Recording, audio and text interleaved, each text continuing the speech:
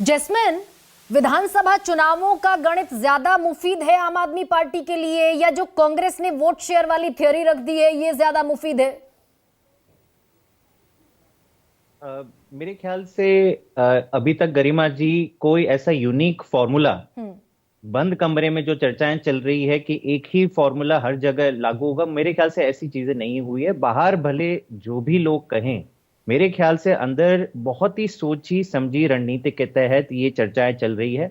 आज भी आम आदमी पार्टी और कांग्रेस के डेलीगेशन के बीच में लगभग 2-2.5 घंटे की बहुत ही सकारात्मक चर्चा हुई। मैं लोगों को, देश के लोगों को विश्वास दिलाना चाहता हूं कि जल्द ही, कुछ ही दिनों की बात है कि ये एक अंतिम पड़ाव में चर्चाएं पहुंची और बहुत ही एक सोची सुलझी हुई स्ट्रैटेजी के तहत सीट शेयरिंग होगी। और ये जो एटीट्यूड मैं आज आपके सामने रख रहा हूं गरिमा जी, कि किसी को एक सीट इधर हमें मिल जाए क्योंकि हमारा विधानसभा में इतना था, वो किसी का मतलब है ही नहीं। आज देश को बचाने का, देश के संविधान को बचाने का समय है।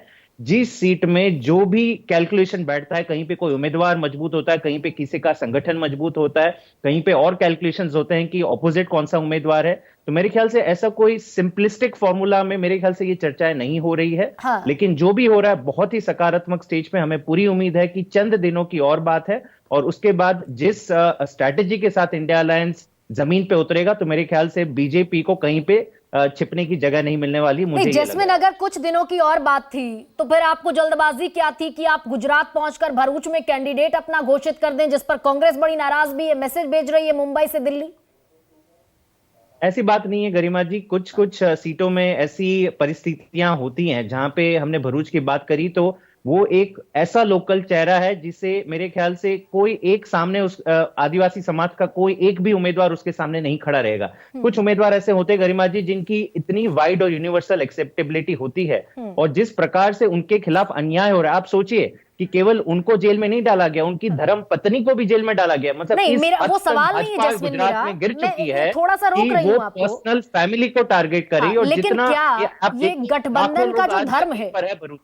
लेकिन जैस्मिन, सवाल मैं ये पूछ रही हूँ, ठीक है आपको वो कैंडिडेट घोषित करना था, आप स्वतंत्र हैं उसके लिए, लेकिन आपने खुद कहा कि बस चंद दिनों की बात है, तो चंद दिन रुकने में कोई ज्यादा बड़ी समस्या थी, या ये प्रेशर बिल्डिंग एक्सरसाइज भी है कि भाई हमने अपना गुजरात में उम्मीदवार उतार दिया, अब आप रोल बैक तो करेंगे नहीं? गरिमा जी, ऐसी बात नहीं। मेरे ख्याल से आम आदमी पार्टी जिस हिसाब से आज नेशनल पार्टी है, कई राज्यों में हम चुनाव लड़ने की तैयारी कर रहे थे। उसके बाद इंडिया अलायंस की घोषणा हुई, तो हमें मेरे ख्याल से ऊपर उठ के 40-50 जितनी भी सीटें जहां पे आम आदमी पार्टी एक्टिव है, आज गुजरात में एक्टिव है, हरियाणा में एक्टिव है, दिल्ली पंजाब में तो है ही। तो जो चर्चा है दिल्ली में हो रही है, वो देशव्यापी चर्चा हो रही है।